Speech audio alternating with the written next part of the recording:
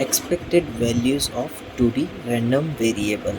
इसके अंदर हमारा फंक्शन रहता है E of g of x y, जो कुछ इस तरह से रहता है प्रोबेबिलिटी मास फंक्शन के लिए, और प्रोबेबिलिटी डेंसिटी फंक्शन के लिए ये कुछ इस तरह से होता है। ठीक है,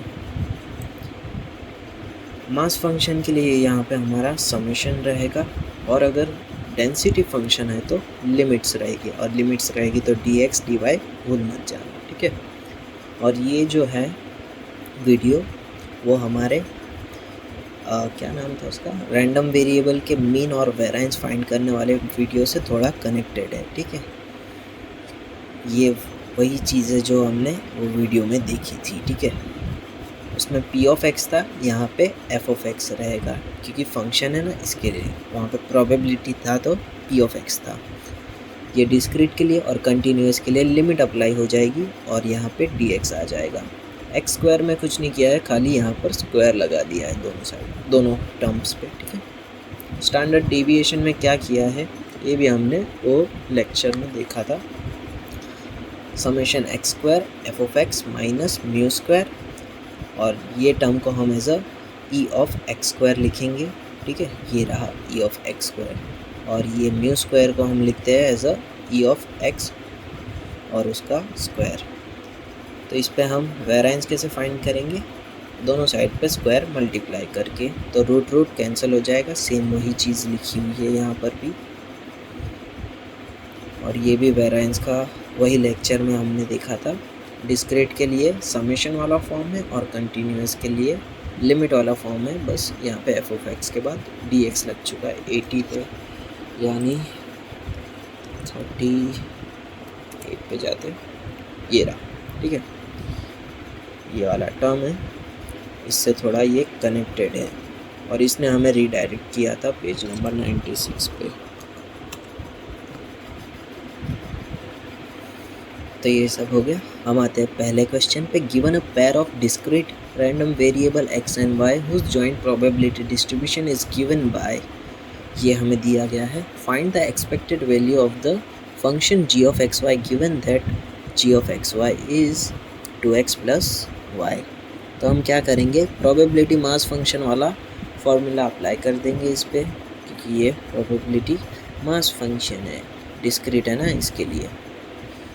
फिर क्या करेंगे, जी ऑफ एक्स वाई रख देंगे हमारा 2x प्लस वाई। तो अब हम क्या करेंगे,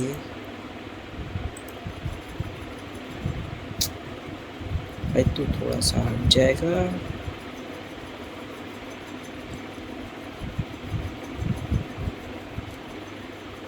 अब हम क्या करेंगे, 2 एज इट इज़, x की वैल्यू एक बार रखेंगे हम 2 प्लस y की वैल्यू रखेंगे 1, और उसके सामने हमारा जो भी फंक्शन है वो मल्टीप्लाई में। ठीक है, इस तरह से हम पुट करते जाएंगे।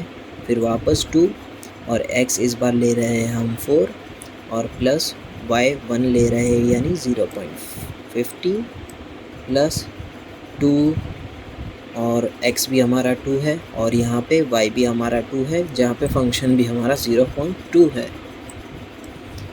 और इस बार हमने लिया है 4, और y तो 2 ही है, यानी 0.3।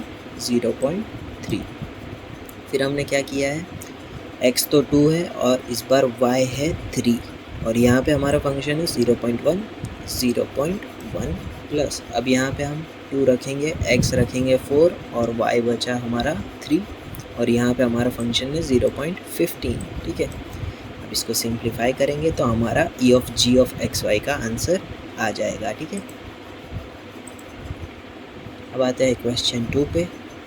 Late x and y be the 2 random variable each taking values -1, 0, 1 and having the joint probability distribution, यानी लिमिट वाला है ये, as given below।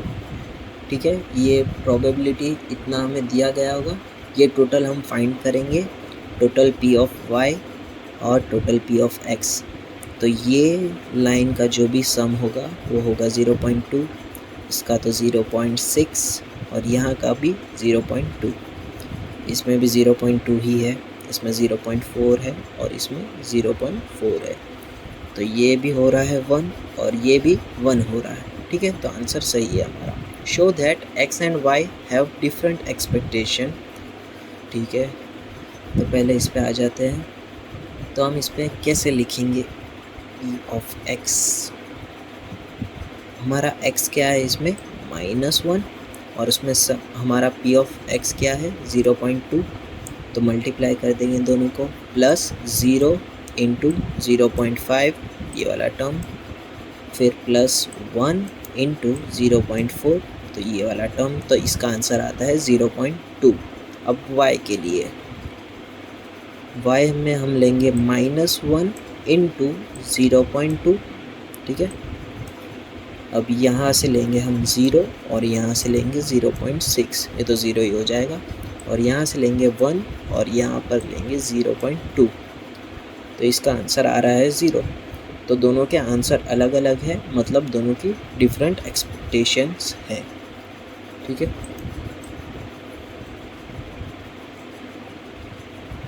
अब हमें फाइंड करना है e ऑफ एक्स वाई। तो ये हम ये टेबल के लिए कैसे फाइंड करेंगे, इसको और मिनिमाइज करना होगा, बहुत ज़्यादा हो गया इसमें, फिर ये स्क्रीन शेयरिंग आ रहा है।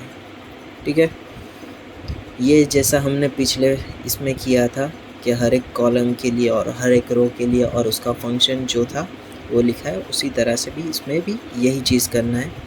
तो एक बार हम -1 हर जगह पे रख देते हैं, 3 कॉलम के लिए रख देते हैं। ठीक है, ये तो हमारी -1 की पूरी कॉलम है, वो एक बार रख देते हैं हम।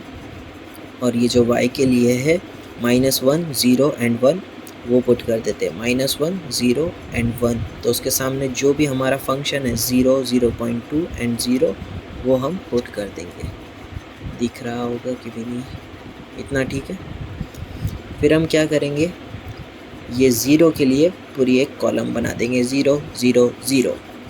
इसमें फिर y हम पुट कर देते हैं -1 0 एंड 1, -1 0 एंड 1। उसके सामने जो भी फंक्शन है हमारा 0.1 0.2 0.1 0.1 0.2 0.1। अब ये एक के लिए एक हम 3 बार लिख देंगे और y भी हम जो है हमारा वो लिख देंगे। अब हम उसके सामने के जो भी फंक्शंस है 0.1 0.2 और 0.1 वो पुट कर देंगे। इसमें फंक्शन नहीं है, ये प्रोबेबिलिटी का सवाल है, इसके लिए PIJ लिखा है। ठीक है, और इसमें 0 0 ये भी 0 हो जाएगा, ये 0 हो जाएगा, ये वाला टर्म बचेगा और ये वाला पर ये प्लस और माइनस होने की वजह से ये भी 0 हो जाएगा। अब आते हैं e ऑफ x² एंड जाओ, पहले हमें क्या फाइंड करना क्या है, इसमें वेरिएंस फाइंड करना है। ठीक है, पर वेरिएंस के लिए हमें e ऑफ x² की ज़रूरत होगी। तो हम क्या करेंगे, ये x है हम उसको स्क्वायर कर देंगे। बार बार स्क्रॉल करना पड़ रहा है यार।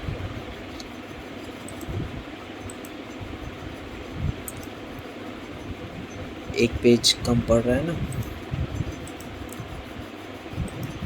ठीक है, अब सही है, हंसते आप। ठीक है, यहाँ पे हमने क्या किया, -1 का स्क्वायर कर दिया है, 0 का क्या करेंगे, 1 का स्क्वायर वो भी 1 ही रहेगा। तो यहाँ पे ये माइनस पॉजिटिव होने की वजह से इसका आंसर आ रहा है 0.6। और अब हम क्या करेंगे, वेरिएंस की फॉर्मूला है e of x² minus e of x whole square. इसमें पूरी वैल्यू पुट कर देंगे और आंसर मिल जाएगा 0.56। सेम यही चीज़ y के लिए, y के अंदर हम इसका 1 का स्क्वायर कर देंगे 0 का और 1 का स्क्वायर 0 का स्क्वायर और 1 का स्क्वायर। तो यहाँ पे हमें मिलता है 0.4। और सेम यही फॉर्मूला हम वापस लिखेंगे, बट यहाँ पे हम वेरिएबल चेंज कर देंगे एज अ y। यहाँ पे तो y 0 मिला था, यानी जो आंसर था वही आएगा। अब फोर्थ हमें क्या फाइंड करना है, given that y equal to 0। ठीक है, y इक्वल टू 0 अब हमें सभी में फिक्स कर देना है। What is the conditional probability of distribution of x के हर एक डिफरेंट पॉइंट के लिए हमें वैल्यू फाइंड करनी है। एक बार -1 रखेंगे, एक बार 0, एक बार 1, -1 0 एंड 1। और जो भी कंडीशनल पार्ट होता है वो डिनोमिनेटर में जाता है। ठीक है, और यहाँ पे हम कंडीशनल हटा के कॉमा कॉमा कॉमा लिख देंगे। तो x equal to -1 and y equal to 0। x equal to -1 and y equal to 0 पे हमारा फंक्शन है, सॉरी प्रोबेबिलिटी है 0.2 और इसकी टोटल प्रोबेबिलिटी है 0.6, 0.2 0.6, आंसर आएगा 1/3 0.33। और यहाँ पे क्या है 0 और y, ये क्या है, यहाँ पे भी 0.2 है, यहाँ पे भी 0.2 है। ओके तो कुछ नहीं, 0.2 पुट कर देना है 3 बार और तीनों का आंसर सेम ही है, ठीक है। और अब आते हैं क्वेश्चन 3 पे।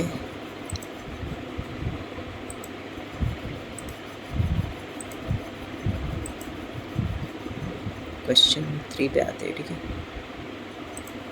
क्वेश्चन 3 है हमारा, if the joint PDF of x y is given by fxy, हमारा फंक्शन है ये जिसकी लिमिट है x 2 से इन्फिनिटी एंड y है हमारा 0 to 1 और बाकी सब में 0। Find the e of x y, ये वाली फॉर्मूला हमने नहीं लिखी है, ठीक है। जो हमने स्टार्टिंग में देखे थे वो थी e of g of x y, ठीक है। ये जो थी वो e of g of x y. तो इसमें क्या डिफरेंस आ रहा है ये टर्म का, बाकी सब सेम है, देखना है। ये g of x comma y है और ये पेज पे है सिर्फ एक्स वाई है, ठीक है। ये वाली टर्म भी याद रखना। अब क्या करेंगे हम, हमारे फंक्शन के अकॉर्डिंग लिमिट सेट कर देंगे। अंदर वाली लिमिट होगी x के लिए 2 से इन्फिनिटी, 2 से इन्फिनिटी, y के लिए है 0 to 1, 0 to 1। X y as it is रख देंगे, हमारा फंक्शन रख देंगे और dx dy, ठीक है। अब क्या करेंगे, 16 कांस्टेंट बाहर ले लेंगे। फिर हमने क्या किया है, y अंदर मल्टीप्लाई कर दिया, इसके लिए y², ये x और यहाँ से x³ एक x कैंसिल, इसके लिए ये भी x² हो चुका है। फिर dx dy। फिर हमने क्या किया है, 1/x² का इंटीग्रेशन किया है जो होता है -1/x। और फिर क्या किया है, लिमिट्स है तो ये माइनस हटाने के लिए हमने लिमिट्स को अल्टर कर दिया है।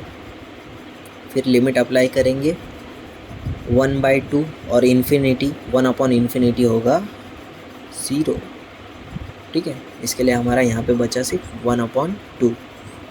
और फिर हमने क्या किया है, ये 2 को भी हमने बाहर कांस्टेंट के रूप में बाहर ले लिया है। y² पे हमने इंटीग्रेशन लगाया है प्लस पावर, वही पावर डिवाइडर में। फिर हमने क्या किया, ये 3 को भी हमने 8 के डिनोमिनेटर में डाल दिया है। और फिर हमने y³ के ऊपर पूरी लिमिट अप्लाई कर दी है, 1 का क्यूब माइनस 0 का क्यूब, ठीक है। तो मिल गया हमें answer. Question 4, for the continuous random variable having the PDF, fx है हमारा ये और हमारा x है 1 से 0 और अदरवाइज में 0। Find the mean and variance of x, ठीक है। ये तो बहुत ईजी है। मीन का हम पहले फंक्शन लिखते, सॉरी ये फंक्शन ही लिखेंगे, ठीक है। पहले हम लिख देंगे, फिर हमारी लिमिट कितनी है 0 to 1, 0 to 1 x as it is. Function लिखेंगे 4x³ और ये dx, 4 कांस्टेंट बाहर ले लिया है हमने और ये पावर +1 हो गई है इसकी वजह से। फिर क्या हुआ है, x4 का हमने इंटीग्रेशन किया है प्लस पावर, वही पावर डिवाइडर में, और फिर लिमिट अप्लाई कर दी है 5 को बाहर निकाल कर। तो ये हो गया 4/5। वेरिएंस में क्या है, यही टर्म लिखना है, फिर यहाँ पे x² कर देना है और माइनस मीन कर देना है, मीन का स्क्वायर कर देना, सॉरी, ठीक है, मीन का स्क्वायर करना है यहाँ पे। ये तो सेम ही चलेगा। और यहाँ पे स्क्वायर होने की वजह से प्लस पावर हो गई, यहाँ पे 4 थी, यहाँ पे 5 हो गई है। तो इसका हम इंटीग्रेशन करेंगे तो 6 पावर हो जाएगी और वही 6 पावर डिवाइडर में। तो 4/6, 6 को भी हमने 4 के डिनोमिनेटर में डाल दिया है और लिमिट अप्लाई की तो 1 ही हुआ। और ये हमारा भाई साहब कितना था, 4/5, तो ये हो गया 16 / 25। फिर LCM लिया और इसका आंसर हमें मिला 2/75। ये लास्ट क्वेश्चन है, ठीक है। फॉर द ट्रायंगुलर डिस्ट्रीब्यूशन, हमारा फंक्शन 0 से 1 के बीच में x है और 1 से 2 में 2 - x है और अदरवाइज में 0 है। Find the mean and variance, ठीक है। तो 0 to 1 के लिए हम हमारा फंक्शन लिखेंगे प्लस 1 से 2 के लिए भी हमारा फंक्शन लिखेंगे। x as it is function put करेंगे, इसमें x ही है और इसमें 2 माइनस एक्स है, ठीक है। इसमें एक्स स्क्वायर हो जाएगा और इसमें 2x माइनस एक्स स्क्वायर हो जाएगा। इसका इंटीग्रेशन होगा पावर +1, वही पावर डिवाइडर में, और इसमें क्या होगा integration 2 as it is x की पावर +1 वही पावर डिवाइडर में, सेम पावर +1 पावर डिवाइडर में। 1/3 को हमने एज कॉमन निकाल लिया है, फिर वापस 1 और 0 की लिमिट पुट की है। यहाँ पे 2 कैंसिल, तो एक बार 2 पुट करते हैं तो 2 का स्क्वायर 4, 2 का क्यूब यानी 8 डिवाइड बाई 3, ये वाला टर्म आ चुका है, माइनस एक बार 1 पुट करेंगे 1 और यहाँ पे रहेगा 1/3, ठीक है, ये भी सही है। सिंप्लीफाई करेंगे और आंसर मिल जाएगा 1। ये वही फॉर्मूला है जो अभी हमने इसके पहले वाले क्वेश्चन में देखी थी, वही पुट किया है हमने। 2 बार पुट करेंगे क्योंकि हमारे पास इस बार 2 फंक्शंस हैं, और -1 करेंगे क्योंकि हमारा म्यू स्क्वायर भी है, ठीक है, इसके लिए 1 रहेगा हमारा। इसमें क्या होगा x³ और इसमें 2x² पावर +1 हुई है और कुछ नहीं है, और यहाँ पर भी 2/3 आ गया है, ठीक है। फिर क्या करेंगे हम 2 की वैल्यू एक बार पुट करेंगे और एक बार 1 की वैल्यू पुट करके माइनस करेंगे और सिंप्लीफाई करेंगे, तो हमारा इस तरह से कुछ आंसर आएगा। फिर इतना आंसर आ जाएगा, उसके बाद हम इसको भी सिंप्लीफाई करके 1 में से माइनस कर देंगे और हमारा वेरिएंस मिल जाएगा हमें, ठीक है। शेबिशेव्स इनइक्वालिटी।